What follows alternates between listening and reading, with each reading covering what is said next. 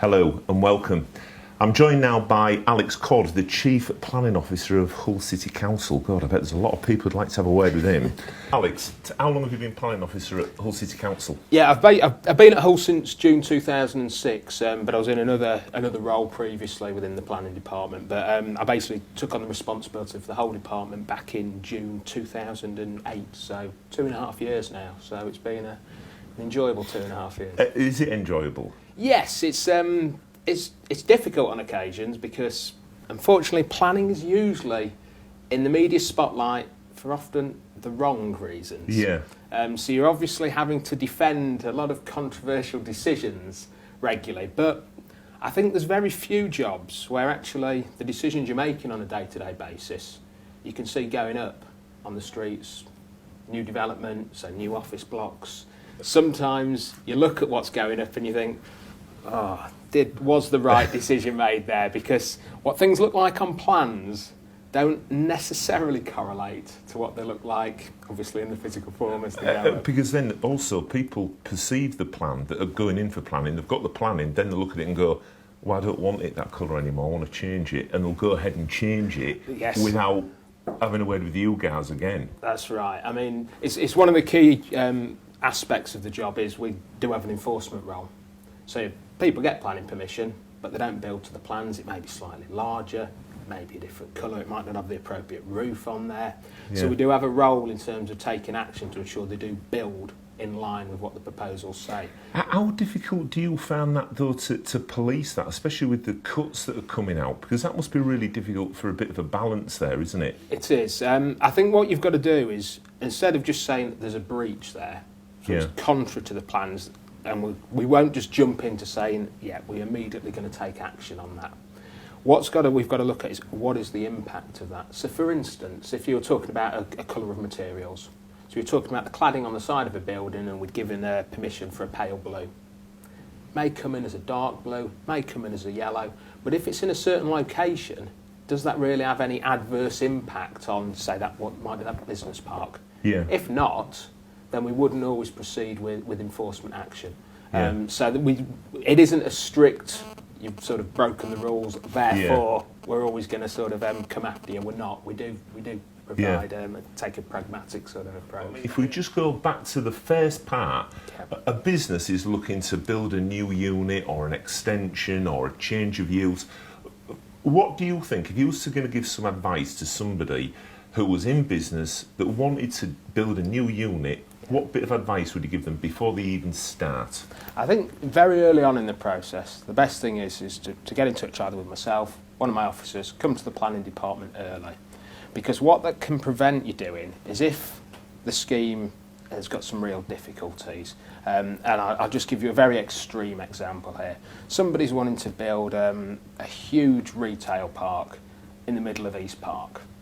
Clearly, that's going to cause some problems in terms of the loss of all that open space. So rather than them sat there starting to draw up plans of what this could look like, simple call into the office, you've got some serious issues here. Yeah. So they'd get a very early steer not to proceed with that. However, you get very few sort of occasions and situations of that sort of extremity.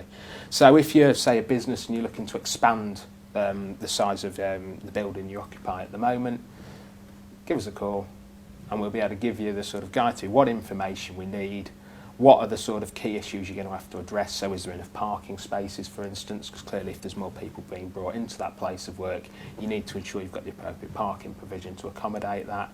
So very early on, get in touch with the planning department is sort of crucial. I'll tell you what, which is interesting, because I've put in for planning before and I've gone to one of those meetings. I hope I'm not talking out of turn here, but what I had the experience of that was really good was the fact that I said, I'd like planning for this. And the officer turned around and said, well, you've got a problem with this, but if you do that, then it'll work like that. So it isn't always a case of, I know you turn around and say, well, obviously you can't build a shopping centre in the middle of the park, but it's not just you can't do this and you can't do that. Yeah, I mean, there's been an interesting sort of, I suppose, change in philosophy over the last couple of years and how we work with developers. It used to be all about what was called development control. So you're trying to control exactly what came forward, whereas it's now moving into a position where we're looking to manage the developer, we're looking to enable things to occur. So therefore it is working with the developer to understand what your needs are, for you to understand what some of those issues may be, and then hopefully we can work towards a solution which ensures all the sort of planning policy is complied with, but also your needs are met. Yeah. And sometimes that does lead to the reduction down of the size of an extension that may be needed, which isn't initially what the business wanted. But if they can see, actually, I can see this may be too close to this main road, and it blocks sort of visibility lines for vehicle movements, may cause some accidents, then actually people are willing to come with you. And I think that's the important thing, is it's about explaining why we're taking that sort of position and ways of sort of resolving any potential sort of conflict that may exist there. And I think also that helps to sort of attempt to overcome some of the stigma that people have with planners. Yeah, absolutely. We're often seen of stopping things happening. And being non-approachable. People think, I don't want to go to the plans, I don't want to let the cat out the bag that I'm developing this, because, whereas as we've already explained, it always works well if you go and sit down with them before, and I honestly do think that does work. So I've been there, I've put my application in through an architect, so I've seen you, so now I've found an architect. But best place to look for one of those, just on the web, or? Yeah, I mean, there's obviously phone book's got a number of architects in there. Yeah. What we don't do and what I can't do is recommend any architect, because clearly we receive applications from a variety of different architects, some based locally, some national, some at a regional level. But in reality, they're easy to get hold of, and we do work very closely with them as well. So let's go back to the other one then. Another question is, we've decided to put this shopping centre, which you've said... I shouldn't have mentioned that. No, it's a really good one. I like it, because it's like, I don't want to see a shopping centre on East Park either, so I'm with you on this. So we want to put this shopping centre in the middle of East Park, and the planners are obviously up in arms, and they're not agreeing with it, which we're cool with. If, though, I then went and saw all the councillors, and they thought it was a good idea and they wanted it, could they overrule that? Yeah, I mean, the process, the way it works is, this is a big scheme we're talking about in terms of retail park. I have what's called delegated authority, which committee have given to me to be able to approve smaller applications or where there's no objections. Yeah. Something along this scale, clearly, there's likely to be some objections, but also me just applying a bit of pragmatism would be, I think the members are going to want to make the decision here. Yeah. Because it gives a very clear message from the council as a whole. Do we support or don't we support this scheme? So what could happen is you may get wind that I'm going to be sort of recommending refusal, for instance. Yeah. Some developers will then contact the local councillor, who can then call for a committee decision. Right. So this happens on say, smaller change of use schemes, which wouldn't typically go to committee unless a councillor requested that. Yeah. What then happens is, I obviously put a recommendation in, so there's a detailed report produced outlining the benefits and problems with the scheme, and I'll have a recommendation to either approve or refuse. Committee then consider my report, but also enable any objectors to speak for up to 3 minutes, and the applicant or anyone supporting the scheme to speak for 3 minutes.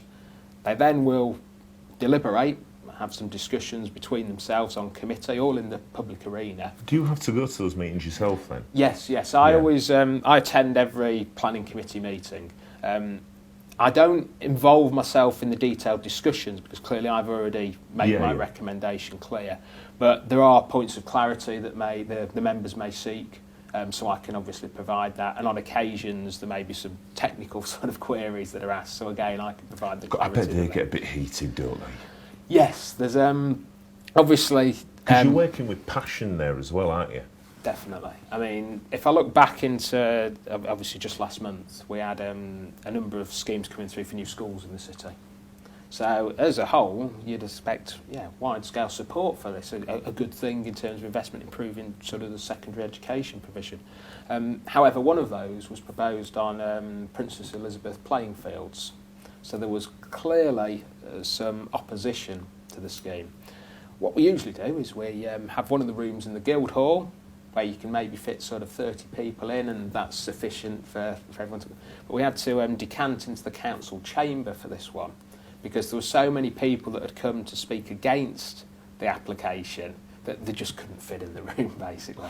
Wow. So in those situations, it's obviously they know what my recommendation is, which was to approve at the time. So I'm sure I'm not seen as the most friendly and welcoming sort of face. You're in a no-win situation, that is. Sometimes it's just like you just can't win, can you? If you say yes, you'll win with some, and not with the others say no. Let's just say I'm one of those businessmen that just doesn't take no for an answer or whatever. So I'm dealing with this officer. Can I change to another officer? Because how many officers do you have working there? There's the exact number. I think we've got about a dozen of them that deal with planning applications now. Now you're asking to change the officer though, so not necessarily what the decision could be. Yeah. Once an officer's assigned to a specific application, I always stick with that same officer then. They should be applying the policies consistently anyway. Yeah. So what would be concerning to me is if people were sort of identifying specific officers thinking, oh, I'm likely to maybe get an approval from them, but I wouldn't from another one. And in reality, well, they were working in the same framework. Ultimately, it will come to myself to look at that application and sign off if it's a delegated authority or put it forward to committee. So they all come through me ultimately anyway. But what you can do is through the discussions with the officers, obviously as more information comes forward, they may start off in a position sort of saying, well, actually, it's likely it could be recommended for refusal. But providing more detail and information comes forward, sometimes that can alter that standpoint. So I think the important thing is you always stick with that same officer, but if providing the right detail and information can alter sort of their initial opinion, so in terms of the recommendation or ultimate decision. Or would I be right in saying that if you weren't happy with them or the way that they were taking it, you could always go to yourself anyway? Yes, I mean... They could write to you or... Yeah, there's a number of schemes. I mean, one that went to committee just earlier this month, where that situation sort of unfolded. It was a housing scheme. But the architect was of the view, well, I think this is an appropriate design and the number of units on this site does work. And that did get pushed up to myself, and obviously I looked at it and explained, well, actually, it is overdevelopment of that site, and I'm pleased to say the outcome of that. And I think it's sometimes some businesses want this. They want the person who's making the ultimate decision or recommendation to say, actually, this is overdevelopment, and they drop down the units by a couple, went to committee, because it was ultimately a committee decision, was ended up being approved. So if the officer has put it in for refusal, is there any time when it goes to yourself and you'll say, well, actually, I don't think it should be a refusal, maybe it should be an acceptance? Yes, yeah, I mean, basically the process is the officer goes through the detail and puts in, say if it's a delegated one, so it's one I can ultimately make that decision on, and they'll put their recommendation down. The report will then come to me, and I'll obviously look at it. Sometimes it'll be the first time I've seen that sort of scheme, but that independent sort of perspective can sometimes actually bring out a different answer. So there are situations where one of the officers may have recommended it for refusal. I look at it in a bit more detail and actually say, actually, it's a bit of a close call, this one, and I think maybe it should be approved, and that would alter the report. And sometimes I send them back to the officers and say, can we just make some changes here, because I think this actually is appropriate for approval. And it may be that we put some conditions on. So it may be something to do with the boundary treatment, something to do with the materials, and that can lead to resolving the problems. I mean, I think the interesting thing with planning is there's a number of cases where you have to weigh up the pros and cons, basically. A few that get around the 50-50 mark. So clearly, it's in the balance about which way it can go. And I mean, if anyone has time to look at any of the sort of planning committee reports, you can read through, and some are so very clearly, this should be refused, this should be approved. And others you can see, well, there's a lot of pros there, but there's also quite a few cons. And in those situations, I mean, it is very difficult to apply policies when you've got some saying approve, some saying refuse. So then if it goes to refusal, then that person then can take it to appeal? Yes, that's it. I mean, basically the mechanism is, if they get a refusal, they've got the ability to appeal, and that's to somewhere called the Planning Inspectorate, who are based down in Bristol. What that does is you've got a planning expert that will look at the case, look at all the details, and then make, I suppose, what the class an independent sort of judgment, because they'll look at all the policies we've applied. But sometimes you could argue as a Hull Council, City Council employee, you read your policies and you think, well, yeah, they're clearly right, aren't they? Because these are our policies. Whereas a planning inspector may read them and think, well, actually, I'm not going to attach the same level of weight to that policy and come up with sort of actually allowing that appeal. Yeah. And I think there's always a bit of a debate about the planning inspectorates sit remotely down in Bristol. Do they really understand Hull? Yeah, quite. And I think, well, no, they probably don't. But in terms of that independent sort of viewpoint, sometimes I think that's quite important that they don't have that same sort of understanding, because they're just looking at it purely on the technical elements. And I think we should make it aware as well, just because the planners give it a refusal and you say, well, I'm going to take it for appeal, it doesn't mean to say that you're going to get it either, because they're going to come back and say, well, actually, the planners in all had it right on. Yeah, so it doesn't... That's it. I mean, I think probably the most significant appeal that we've had in recent times was for the Birdseye site, and obviously not too far from here at all, where we had an application that came in for 260 houses. So a big scheme, a vacant site at the moment, so there was a lot of pressure from local residents there as well to say, well, we think they should come forward to housing because it's a bit of an eyesore, potentially some antisocial behaviour issues could be occurring on site. However, there's not a lot of employment land available in the west of the city. I mean, obviously you're located in part of that. And the size of the Birdseye site, you've got bits of land on Priory Park, but you take that away, and you ain't got a lot left. So our refusal was based on there isn't enough employment land. We need to retain this land to provide the jobs for the people that live in the city and that we're trying to attract back into the city in certain situations.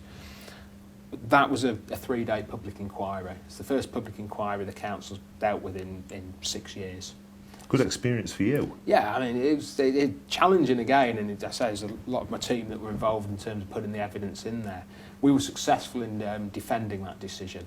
And I think what that shows is the importance of, we need to attract housing into the city, but we need to make sure we've got enough land available so that businesses have got somewhere to locate, that they can create the jobs that people living in the city need to be attracted to here. Yeah. And that was an interesting one, because I outlined earlier on about sort of listening to what the community says. Well, there was actually more support for housing on that from the local residents than there was opposition to it. Yeah. But applying, obviously, the understanding of the city as a whole and the lack of land we've got available. And I mean, to be honest, it's not often you get businesses commenting on applications they're now part of to say, actually, yeah, we think there is a need for more land for business here. Yeah. So you get a bit of a silent sort of comment as well. But again, it went to the inspectorate. They said we made the right decision, and I'm very pleased that we were successful on that. If I put a planning application in, how long does it take normally? We have targets to basically make decisions within 8 and 13 weeks. 8 to 13 weeks is a planning. An appeal, how long can that take? Depends on how quickly you get because you appeal to the planning inspectorate. So it depends how quickly you say you want to appeal. Also, it's typically within 6 months. If you've got a refusal, then you put in for an appeal. That would usually get the decision from the planning inspectorate 6 months after then. Thanks for that, Alex. Thank you.